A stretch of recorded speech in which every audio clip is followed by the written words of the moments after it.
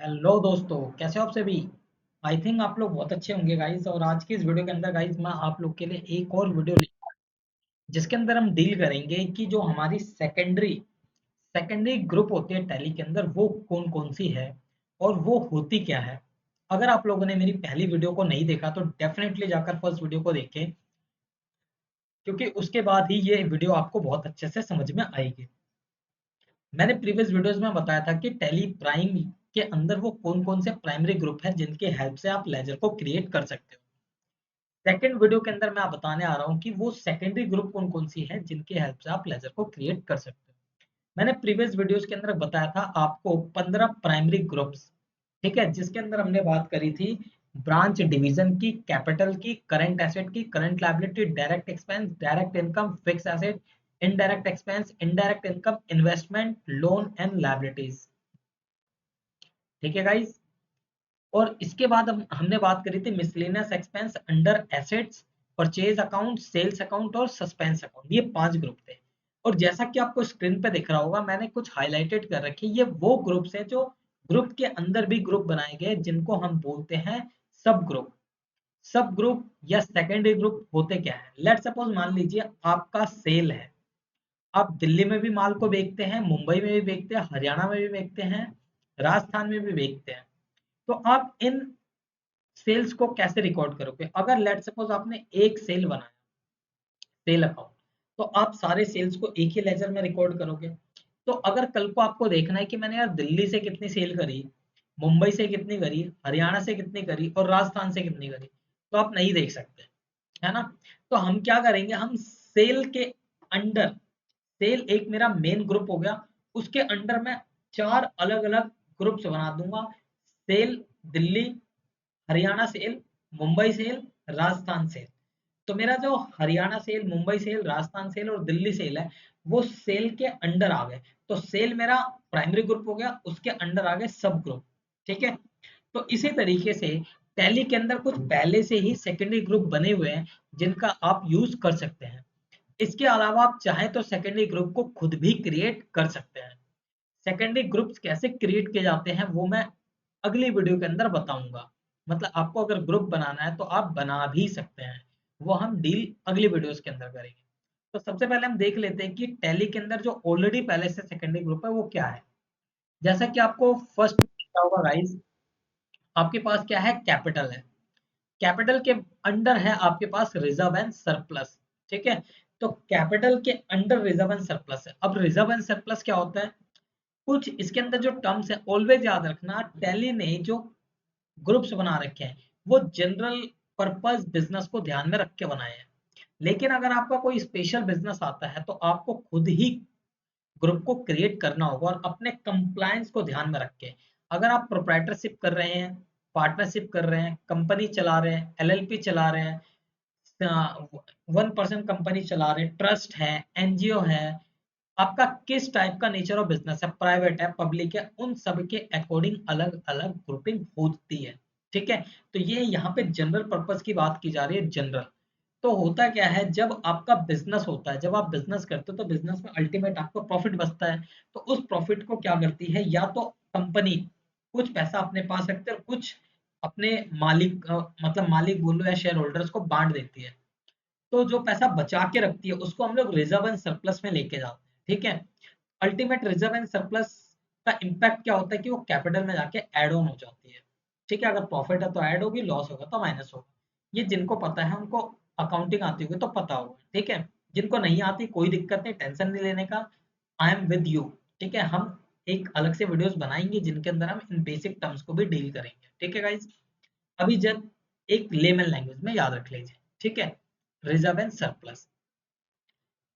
इसके बाद हमारे पास करंट अकाउंट था। करंट अकाउंट हमारा प्राइमरी ग्रुप है। उसके अंदर करंट अकाउंट के अंदर मैंने आपको बोला था कि वो सारे एसेट जिनको हम 1 साल के अंदर कन्वर्ट कर देते हैं करंट अकाउंट बोलते हैं। इसके अंदर क्या क्या आ सकता है, आपका कैश आ सकता है, इन्होंने दे रखा है कैश इन हैंड। तो कैश का लेजर बनाओगे तो कैश इन हैंड बनेगा, बैंक का लेजर बनाओगे तो बैंक। अब जैसे बिजनेस के अंदर आपके पास 5 बैंक है, पीएनबी है, एचडीएफसी है, आईसीआई है, एक्सिस है, एसबीआई है। तो 5 आपने अकाउंट बनाए, उनको किस कैटेगरी में डालोगे, बैंक। तो सब हेड क्या हो गया, बैंक। अब बैंक किसके अंदर आ रहा होगा, करंट एसेट के अंदर। ठीक है। तो ये लोग, इन लोगों ने क्या करा, एक जनरल लोगों को पॉइंट ऑफ व्यू दे दिया कि आप जनरली जो बिजनेस में होता है, जो यूज होते हैं टर्म्स, उन टर्म्स को इन्होंने बाइफरकेट कर दिया। कैश हर बिजनेस में आता है, बैंक हर बिजनेस में, लोग कैश और बैंक को देखना प्रेफर करते हैं क्योंकि इससे आपका बिजनेस इम्पैक्ट होता है। इसके साथ साथ आपके पास अगर कोई डिपॉजिट्स है, ठीक है, आपके पास कोई डिपॉजिट आपने कर रखा है शॉर्ट टर्म के लिए है, तो आप डिपॉजिट के अंदर डाल सकते हैं। जैसे मैंने आपको बताया था, आप मान लो कोई सिक्योरिटी आपने एफडी करा रखी है बैंक में, लेकिन आपने 8 महीने की करा रखी है फ्लेक्सी डिपॉजिट, तो आपके डिपॉजिट्स में डाल दो। आपने किसी अपने दोस्त यार को लोन दे रखा है छोटा सा, तो आप चाहो, मतलब इन्वेस्टमेंट कर रखा है तो आप डिपॉजिट में डाल दो। लेकिन आपने अगर लोन दे रखा तो आप उसको लोन एडवांस में दिखा दो। ठीक है, तो शॉर्ट टर्म के लिए जो लोन एडवांस है वो लोन एडवांस में डाल सकते हो। इसके बाद है स्टॉक इन हैंड। मैंने बताया जो आप गुड्स खरीदते हो बेचने के लिए, वो कहाँ जाएगा, स्टॉक इन हैंड में। ठीक है, हैंड में। तो ओपनिंग स्टॉक हो चाहे क्लोजिंग स्टॉक हो, किसमें चले जाएंगे, स्टॉक इन हैंड में। इसके बाद है सन्ड्री डेटर्स। आपको पता है जिन कस्टमर्स को आपने उधार पे माल बेचा उससे आप बाद में पैसे लोगे, तो कस्टमर आपके डेटर्स हो जाते हैं। जरूरी नहीं है कस्टमर, अगर आपने किसी और को भी कुछ पैसा उधार दे रखा और बाद में आपको लगता है वो मिल जाएगा 1 साल के अंदर, 12 महीने के अंदर, तो वो डेटर्स के अंदर आ जाएंगे। ठीक है गाइज, ये सारे के सारे टर्म्स बेसिक अकाउंटिंग का है। आई होप, मेरे को लगता है कि आपको आता होगा। जिनको नहीं आता टेंशन नहीं लेने का, मैं वीडियोस लेकर आऊंगा आप लोग के लिए और उसके अंदर आपको बेसिक टर्म्स डेफिनेटली बहुत अच्छे से क्लियर करवाऊंगा। ठीक है। इसी तरीके से हमारा मेजर हेड है करंट लायबिलिटी, और उसके अंदर हमारे पास है ड्यूटीज एंड टैक्सेस। अब बिजनेस में जनरली क्या होता है, बहुत सारे टैक्सेस होते हैं। जैसे जीएसटी, आपने गुड्स खरीदा बेचा, जीएसटी आता है। आप सामने वाले को पेमेंट करते हो तो आप टीडीएस काटते हो या आपका टीडीएस काटता है। अब टीसीएस, इसके अलावा आप पीएफ, ईएसआई, ग्रेजुटी, पेंशन, इस टाइप के लेबर लॉ, ठीक है, एलडब्ल्यूएफ काटते हो। तो इस टाइप के हम लोग क्या करते हैं, ड्यूटीज को पे भी करते हैं। ठीक है, बहुत सारे कंप्लायंस है, उन कंप्लायंस को हमें ध्यान में रखना होता है। तो बिजनेस के अंदर जनरली ड्यूटीज होती है, तो ड्यूटीज क्या होती है, हमें पे करनी होती है, तो इसलिए ये भी करंट लायबिलिटीज के अंदर आती है। अब जैसे आप जीएसटी का लेजर बनाओगे तो उसको किस में डालोगे, ड्यूटीज एंड टैक्सेस के अंदर। ठीक है, क्योंकि ड्यूटी है। आपने टीडीएस का बनाया, ड्यूटीज एंड टैक्सेस के अंदर डाल दिया। कोई भी टैक्स या ड्यूटी आप पे करोगे तो इसके अंदर डाल सकते हो। फिर प्रोविजंस। अब बिजनेस के अंदर आपको पता है बहुत सारे खर्चे को हम लोग प्रोविजन बेसिस पर रिकॉर्ड करते हैं। ठीक है, हमें लगता है कि फ्यूचर में खर्चा होने वाला है तो हम उसका प्रोविजन बनाते हैं। ठीक है, तो प्रोविजंस में आता है। ठीक है, ये जनरली मंथ एंड एक्टिविटी होती है तो उसमें हम डाल देते हैं। इसके बाद है सन्ड्री क्रेडिटर्स। सन्ड्री क्रेडिटर्स क्या होती है, आपको मैंने बताया कि अगर आप किसी से उधार पे पैसे लेते हो और आपको लगता है कि आप 1 साल के अंदर पे कर दोगे, तो आप उसको सन्ड्री क्रेडिटर्स में दिखा सकते हो। इसके अंदर आपके वेंडर भी आते हैं जिनसे आपने 1 साल के, मतलब माल खरीदा था, और आप कहते हो कि आपको मैं 1 साल के अंदर पे कर दूंगा, तो सन्ड्री क्रेडिटर्स करंट लायबिलिटी का हिस्सा होते हैं। उसके अलावा लोन एंड लायबिलिटीज के अंदर आप बैंक ओडी का अकाउंट बनाते हो। ठीक है, ये एक इसकी सब लायबिलिटी है, मतलब सब कैटेगरी है। जनरली बिजनेस के अंदर क्या होता है, हम लोन लेते हैं तो हम एक बैंक ओडी लेते हैं। आपको पता है कि अगर आपके बिजनेस में मान लीजिए आपके अकाउंट में 1 लाख रुपए पड़ा है, लेकिन आपको 5 लाख का चेक किसी को पे करना है, तो आपके पास 4 लाख की जरूरत होगी। तो अगर आपने बैंक से एक लिमिट ले रखी है, ओवरड्राफ्ट लिमिट जिसको बोलते हैं, तो आप 5 लाख तक की पेमेंट कर सकते हो। बैंक आपके क्रेडिट के ब्याह पे, आपके जो बिजनेस चल रहा है उसके ब्याह पे आपको एक लिमिट देगा बैंक में, कि अगर तुम्हारे अकाउंट में पैसा नहीं भी है ना, तब भी तुम उस लिमिट तक किसी को पेमेंट कर सकते हो। लेट्स सपोज आपके अकाउंट में 5 लाख की लिमिट है, तो आपके अकाउंट में अगर 0 रुपए ना, फिर भी आप 5 लाख तक का पेमेंट किसी को कर सकते हो।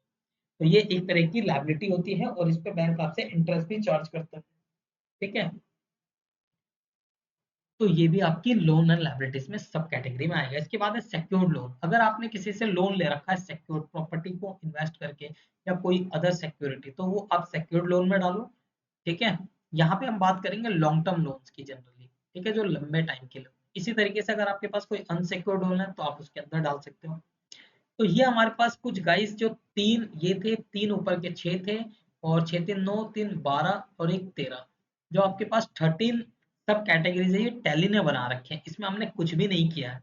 लेकिन अगर हम चाहें तो इनके अंडर भी कैटेगराइजेशन करके बना सकते हैं किसी लेजर को। जैसे मैंने बोला सेल, सेल के अंदर मैंने क्या बोल दिया, दिल्ली, हरियाणा, राजस्थान, मुंबई, चार। अब हो सकता है उसके अंदर भी आप कैटेगरी बना लो चाहो तो, कि दिल्ली के अंदर मैंने यार दिल्ली से दिल्ली कितनी बेची, दिल्ली से हरियाणा कितनी बेची, दिल्ली से मुंबई कितनी बेची, मतलब अलग-अलग आप देखना चाहो तो देख सकते हो। आप उसके अंदर भी कैटेगराइजेशन कर सकते हो। इट डिपेंड्स ऑन योर कि आप अपने अकाउंटिंग को कितना सिंप्लीफाई करते हो, कितना कॉम्प्लेक्स करते हो, कैसे बनाना है। ठीक है? तो ये टैली ने एक कस्टमाइजेशन दे रखा है कि आप अपने अकॉर्डिंग ग्रुप्स को डिफाइन कर सकते हो। लेकिन मेजर उन्होंने बोला कि यार बिज़नेस के अंदर यही अकाउंट होता है तो इनके अंडर ही सारा ग्रुप घूमेगा। इसके अलावा कहीं नहीं जाएगा। तो आपको मेन प्राइमरी ग्रुप याद रखने हैं और कुछ सेकेंडरी ग्रुप याद रखने हैं। ठीक है? जब आप करोगे लेजर बनाओगे तो आपको खुद को याद हो जाएगा कि वहाँ पे सेलेक्ट करोगे तो वहाँ पे आप पढ़-पढ़ के डाल सकते हो कि यार ये किसमें आएगा, ये किसमें आएगा, किसमें आएगा। अगर किसी को कोई दिक्कत हो तो डेफिनिटली कमेंट करके पूछ सकते हैं। मैं जब भी फ्री होऊँगा तो डेफिनिटली रिप्लाई करूँगा। अगर कोई भी हमारे साथ जुड़ना चाहता है और चाहता है कि अकाउंटिंग की क्लासेस लेना, टीडीएस, जीएसटी और इनकम टैक्स की या फिर अकाउंट की, तो वो हमारे साथ लाइव क्लासेस ले सकता है गाइस। ठीक है? क्लासेस हमारी ऑनलाइन चलती हैं। ठीक है? आप ले सकते हो, इंडिविजुअल लेना चाहो, ग्रुप्स में लेना चाहो, आपकी मर्जी है। ठीक है? तो उसके लिए आप कॉन्टैक्ट कर सकते हैं। मेरे यूट्यूब पे जो मेरा नंबर दे रखा है, व्हाट्सएप नंबर है, उस पे आप कनेक्ट करके कर सकते हैं। तो आप कनेक्ट कीजिए और सीखिए। मैं आपको लाइव भी सिखाऊँगा। क्लासेस जनरली मेरी जो है वो नाइट में चलेंगी या फिर वीकडेज़ के अंदर चलेंगी। वीकेंड पे सॉरी वीकडेज़ कह रहा हूँ, वीकेंड पे चलेंगी, सैटरडे, संडे को मॉर्निंग या फिर इवनिंग में। ठीक है गाइज़? अगर किसी को कनेक्ट करना है तो डेफिनिटली जॉइन कर सकते हैं। अब हम मिलेंगे नेक्स्ट वीडियो के अंदर गाइज़।